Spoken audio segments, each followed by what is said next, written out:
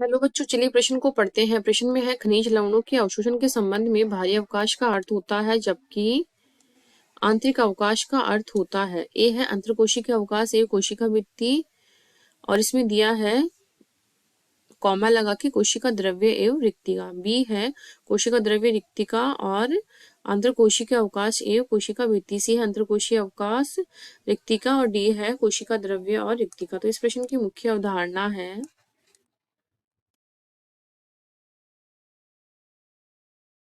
अवधारणा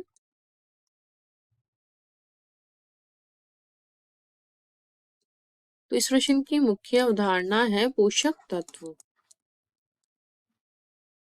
तो पाठकों में वृद्धि व विकास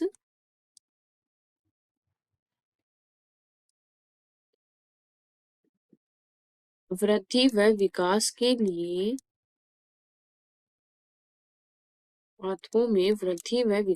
लिए आवश्यक तत्व क्या कहलाते हैं? पोषक तत्व कहलाते हैं। ये दो प्रकार के होते हैं, वृत्त पोषक तत्व तथा सूक्ष्म पोषक तत्व। तो इसमें क्या होता है, जो खनिजों का अवशोषण होता है, जल व खनिजों का जो अवशोषण होता है,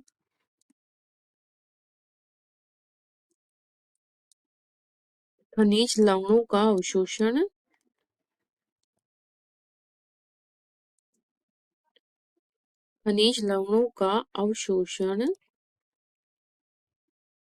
जाइलम के द्वारा होता है। तब भोजन का अवशोषण फ्लोएम के द्वारा होता है। फ्लोएम। तो अब हमारे है खनिज लवणों के अवशोषण में जो बाहरी अवकाश होता है, इसका अर्थ क्या होता है? तो अब क्या होता है बाहरी अवकाश में, जैसे कि हमारे जो परिवहन होता है वो एपोप्लास्ट।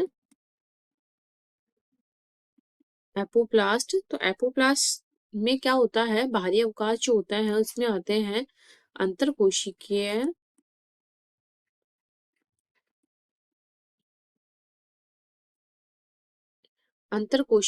अवकाश व कोशिका भित्ति आती है। तो इसमें क्या होता है, जो परिवहन होता है वो निर्जीव द्वारा होता है तथा ये निष्क्रिय होता है, निष्क्रिय प्रकार का, क्योंकि इसमें ऊर्जा की आवश्यकता नहीं होती, ऊर्जा अनुपस्थित होती है, इसलिए ये अनिष्क्रिय होता है। और क्या होता है, जो दूसरा होता है हमारे, उसमें क्या होता है, जो आंतरिक अवकाश होता है, इसका मतलब क्या होता है, कोशिका द्रव्य एवं रिक्तिका होता है, जिसको हम सिम्प्लास्ट भी बोलते हैं।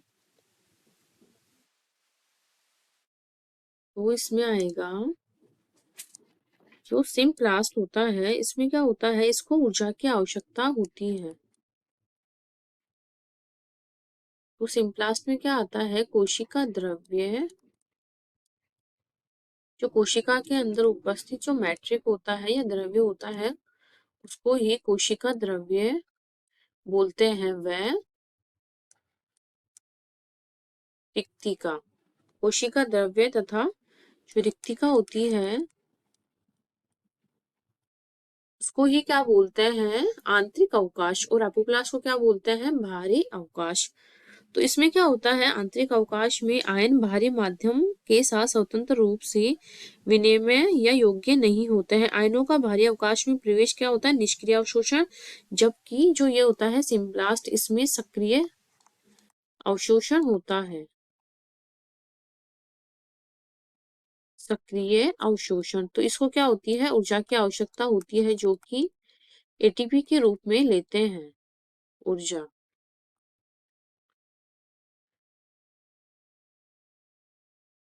ऊर्जा को किस रूप में लेते हैं, ये एटीपी के रूप में लेते हैं।